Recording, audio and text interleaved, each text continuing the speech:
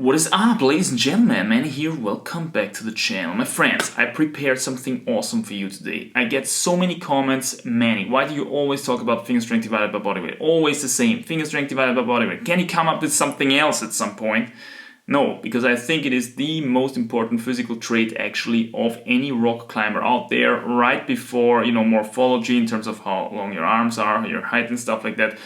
But still, on the first spot, finger strength divided by body weight. The more finger strength you can have, the better. The less body weight you can have at the same time, the better is going to be your rock climbing performance. And today I wanted to show you some examples actually demonstrating how you can train finger strength divided by body weight, how you can properly measure finger strength divided by body weight, and at the same time showing you that the good guys, the very, very top guys, they got it going for themselves. Let's jump right into it. So there is this video called Hangboarding Motivation, right? By James the Zong Cook. Here we got Dai Koyamada, absolute legend from Japan. By the way, I think he's 40 years old or something. Like, look at how he's jumping here on the 10 mils up onto the finger, the 45er slopers of the Peacemaker 2000, right? This is all very cool stuff to see, but it's actually not that impressive to me in terms of pure finger strength divided by body weight. And the reason for that is everything is with two arms, okay, which is still ridiculously impressive, don't get me wrong. But the real tough guys, they do crazy stuff on actually only one arm, and we're gonna see that towards the end of this particular review of mine, okay?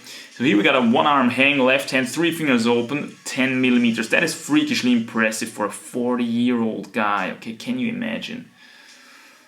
Like, I was never able to come even close to that thing. And this is also impressive, 3 millimeters, okay? 3 millimeters, I don't even own a 3 millimeter edge. I think I built myself one 4 millimeter edge at some point, but never owned a 3 mil, man. And maybe just to quickly iterate that, why use these freakishly small edges? The holds are bad out there, okay? On really, really hard stuff, especially the hard boulder problems, holds can really get super, super bad. The better you are on these freakishly slow, small edges, the bigger outdoor holds will appear. And the reason for that is that your actual fingertip starts to toughen, okay? So the flesh below the skin and below the nail, it actually gets tougher by training like this. If you hang for the first time on a 4 millimeter edge, it's nothing but pain, okay? It's gonna, even if you got the strength, you're gonna have so much pain in your fingertips that you just simply let go. You will want to let go of it, yeah? But if you actually got the strength and the callus and the flesh below the fingernail, it's really becoming, durable, endurable in terms of pain, and your muscles in your forearm actually will learn to transduce the finger strength, the finger power onto the very fingertip where you need it, okay? And it can actually be that these kind of guys, they get pumped on jogs, because if you hold a jog, you need the strength here on this knuckle, yeah, because the jog actually digs deep into your hand and into your fingers. But if you only have finger strength in terms of, neurologically speaking and muscularly speaking on our fingertip, it can actually be that for some of these guys, holding edges is easier than holding jogs, and jogs actually make you super pumped. And I've seen boulderers like this, it's fascinating. So here we got Dai Koyamada on the 4 mils, doing some pull-ups, great, yeah? Pull-ups, always great, always better than just hanging, in my opinion, because you do all of the different variations of the arm, you do it on straight arm, slightly bent, and fully bent. So here we got another Japanese dude. As you can see, as you will see, there's gonna be quite a lot of Japanese climbers here in this list of the Hangboarding Motivation video. This is also pretty crazy, like front levering yourself onto these super small edges, which requires to hold them for a split second at least, one-handed. This is not so impressive to me, to be honest, because the one finger mono on the Peacemaker 2000 down there is actually still quite good. This is much more about, actual getting used to holding the one finger pocket on the Peacemaker 2000. So now we're coming at 8 mil, okay? 8 mil one-handed pull-up. this is already getting freakishly crazy, okay? Never seen anyone do it live, at least only on video. And this is an interesting one. I have never personally tried that even. The 6 mil upside down must be a freakishly bad hold because it's actually 45 degrees downwards. But you have to crimp it then, you have to crimp it really hard. Again, dig your strength into the very, very tip of your finger. Yeah, crazy. We also got crazy bad music going on here on this video. So we got Ryuichi Murai. Okay, so we know this guy from videos like what's the boulder called in Japan? Floating. Yeah, Floating. What a boulder, man. I think this guy also did a video on that boulder. So here we got the pinkies on the one finger pocket of the Beastmaker 2000. And you know, front levering and stuff like that is all impressive and everything. But the thing is, what we must not forget is that these guys are very, very short and very, very light. Okay, so the leverage on front lever stuff like this, on calisthenic stuff in general, for them is it's not such a big deal, okay? Let's see if we actually can find Ryuichi on the Wikipedia. Okay, so I couldn't find Ryuichi on Wikipedia, but I found him on Vertical Life actually, and his height is 167 centimeters. Yeah, so that's quite short. Unfortunately, he doesn't show us his weight, but I'm pretty sure it's quite low. Yeah, so and 30 years old. Yeah, just to keep that in mind. I mean, if you look at him here, this guy could be like 18 or something, like 15 or whatever, just judging by the looks. Yeah. And of course, if you're short like that, finger strength divided by body weight wise, you're gonna be a freak. Yeah, you're gonna be just absolutely unstoppable. Pretty impressive there on the 45er slopers. Okay, the one finger mono pull up on these, like this is really just on the first knuckle there. It also has got quite a bit to do with pain resistance, yeah, on that mono, because you're gonna work a lot with skin friction in that still quite deep mono down there on the Beastmaker 2000. 8mm edge.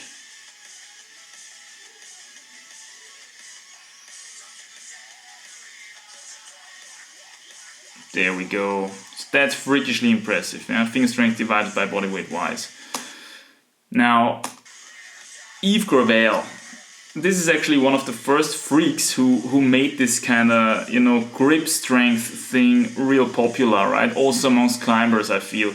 Because there was so many Instagram videos of him like pulling crazy stuff, you know, with bonus weight and stuff like that. Also on bigger edges, as you can see here with the 20mm, which is not that impressive, and I think not that... how should I say, not that necessary for climbing, for rock climbing performance. Again, I think for rock climbing performance, really the smaller the edge, the better. This looks crazy hard, what he's doing here. 4mm, okay, 4mm plus 44 pounds, that's crazy. I think I never managed to hold the 4mm solidly, even without any bonus weight. That's pretty crazy. Like, look at these forearms, man. So then you're wondering, why aren't these guys just completely dominating the very top grades, the 9A boulders and the freaking 9C rock climbing routes? Where are all these guys, right? Why is still a freaking Alex Megos up there, a freaking Toby Roberts, a freaking Adam Onra? Like, you would never see Adam Onra do stuff like that because it just simply can't do it. He's got big hands, he's tall, he's got a lot of weight, yeah, simply to carry around. What else is helping him to still reach those crazy grades? And this is exactly what I'm always saying. Morphology also plays a role. Obviously, Adam Onra is a super good climber, also psychologically and in terms of his execution and in terms of his reading skills and whatever.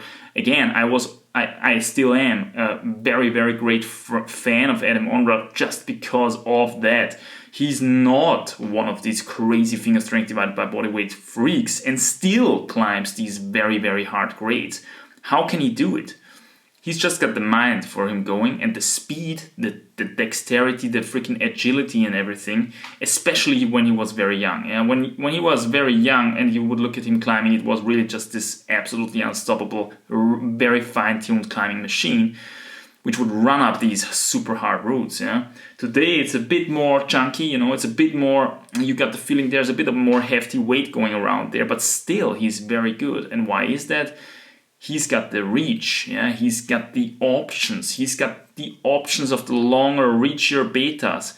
He also can do the short betas, obviously, the shorty betas, because of his crazy flexibility and stuff like that, and his ability to cramp himself into small positions like that, which he still has.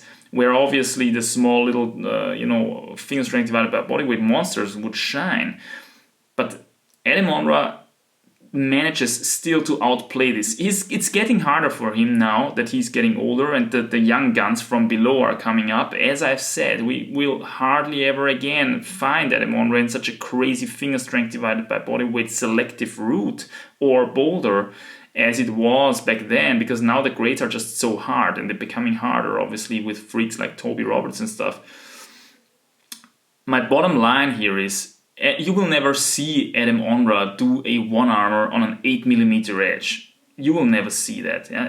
His morphology just doesn't allow it. He would just have to create such crazy finger strength, which is probably never gonna do it until the rest of his life. Yeah? No offense, but I think that's how it just is. Yeah? That's just the reality of things. And here morphology comes into the play. Morphology also helps you a lot, and the morphology is the reason why, on the other hand, these crazy finger strength divided by body weight monsters, which we just seen, the Japanese body type, short arms. Okay, you don't get the long feeling that you get with Toby Roberts. You get the very normal arms feeling. Like, look at Ryoichi Murai when he's doing his front lever there. I mean, these are normal arms. These are normal arms. Okay. Normal, not long. And all this front lever stuff is good and is nice and great, but if you're short like that and you've got short leverage like that, obviously all the calisthenic stuff is gonna be easier for you. Yeah, you must not forget that.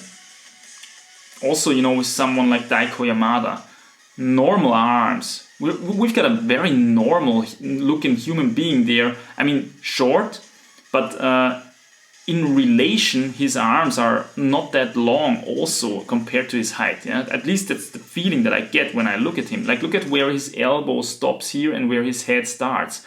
Like with Toby Roberts, his elbow would be freaking up here and his hand would be freaking up out of the frame. Yeah, same distance from the camera.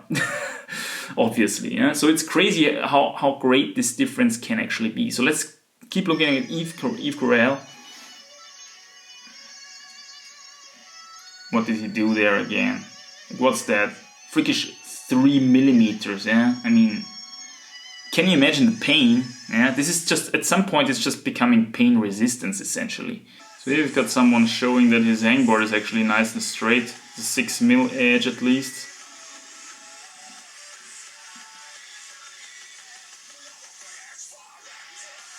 That's crazy, yeah, that's crazy. On the freaking 6mm hanging one-handed, that's absolutely insane, yeah.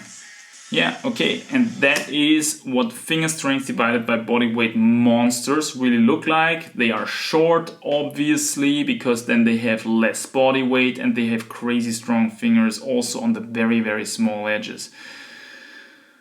The problem is we don't see them. We don't see them very often on the very, very, very, very hard stuff. And we're gonna see them less and less, that's my prediction, on the very, very hard stuff of the future, like when it comes to 9C+, 10As and stuff like that, or like 9A boulders. I mean, there is still super short 9A boulderers out there, but we see someone like Jakob Schubert or someone like Will Bosey, these taller guys, already starting to shine more on that kind of terrain. Okay, so now here's a bit of Toby Roberts material again.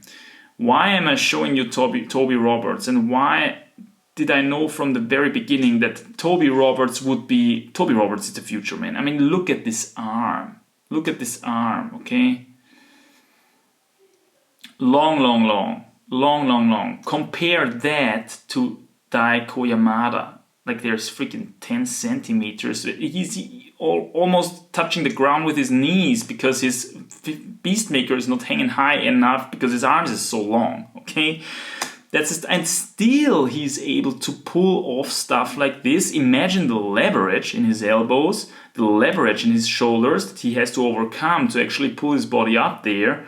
And then we always say leverage is so bad for tall climbers to be tall because they have so much leverage to overcome. Yes, exactly that. But if you can overcome it, then you're set up for the very hard stuff, because you've got the finger strength for you going, and you've got the reach, you've got all the options, you've got the tall guy option, you've got the small guy option, yeah.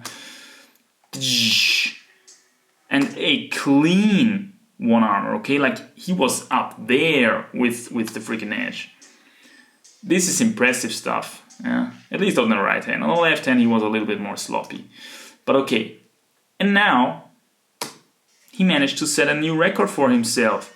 This is actually 8 millimeters. Before it was 10 millimeters. I'm not sure if you actually saw that, but boom. Oh, pretty clean. Like, what the hell is with his arm, man? How is his arm so long? long. That's the freaking vibes that I want to get from the very tough guys of the future. Yeah.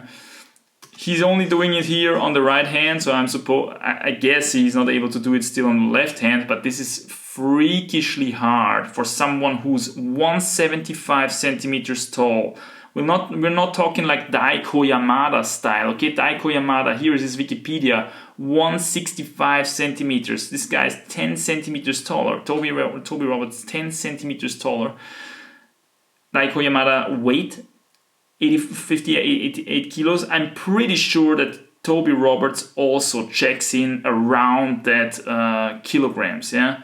But he's 10 centimeters taller.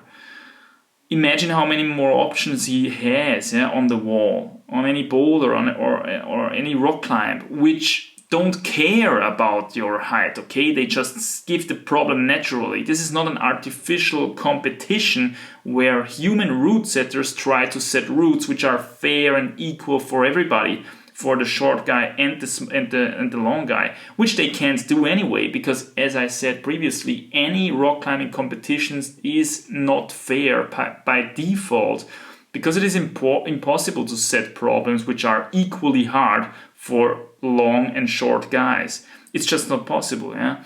And outdoor rock does not care at all, okay? It gives you the edge where the freaking coral reef was back then, when all of this stuff was underwater, yeah? 10 millions of years ago, whatever, yeah? So at least with the limestone in Europe and stuff like that. Who knows how it was in Japan, yeah? I don't know, but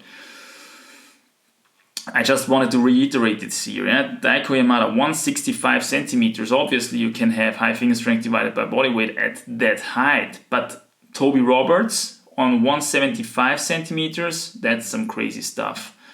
And here, finally, one of the finger strength monsters which always comes to mind when we think about finger strength divided by body weight, and that is obviously Alex Megos, doing here his freaking one-armers. Like, I love how he's rocking always the, the long pants to kind of hide his non-existing legs, but then we got a nice shot with his shorties actually on. Bang! Like, lean. You don't really notice it on camera, but if you would see him in real life, lean. Obviously also crazy finger strength divided by body weight, but he's only doing it here, only quote unquote, on the small Beastmaker edge, the side edge, which is about like 15 millimeters deep or something. It's actually quite deep, yeah. Even I was able to hang on there one-handed at the peak of my finger strength divided by body weight times. That was, by the way, when I was bouldering a lot outdoors in a crag called Merkenstein, in an area called Merkenstein. That's why I always say outdoor bouldering is number one when it comes to finger strength gains, okay? At least rock climbing outdoor relevant finger strength gains. And now here we got his friend already we get a completely different vibe, okay? So here with Alex Makos, we again get this vibe, although he's not even that long, but we still get this vibe, long, okay? Super lean, thin, long. Now in contrast with his friend there, who doesn't have so much leverage to overcome, you can see that this guy has much more of the Japanese kind of physique, yeah? Finger strength wise, they're probably kind of equal, but still Alex is climbing a lot harder grades, probably because he's got more options here, he's longer.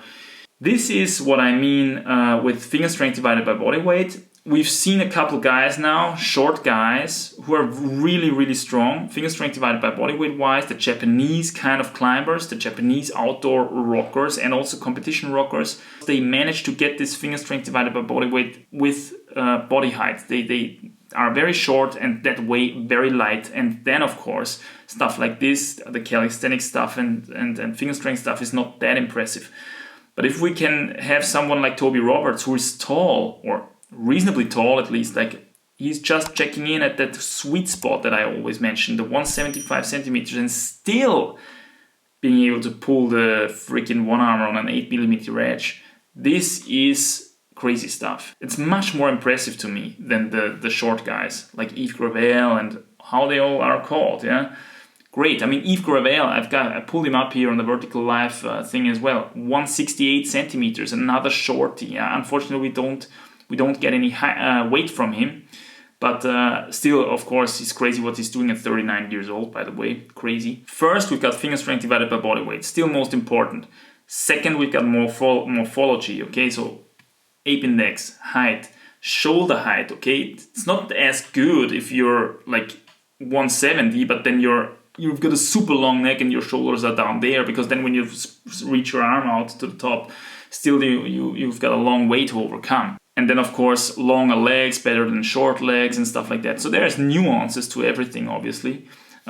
Narrow shoulders actually better than wide shoulders, yeah. So that most of your reach comes out of your arm length and not of your shoulder width. It's giving you more options if you think about radius and wingspan and stuff like that, yeah. But I've mentioned all this stuff actually on the Patreon in very detail on the Patreon. All right, my friends. I hope you're rocking 2025. Stay strong and healthy somewhere out there. I'll see and hear you quite soon. Bye.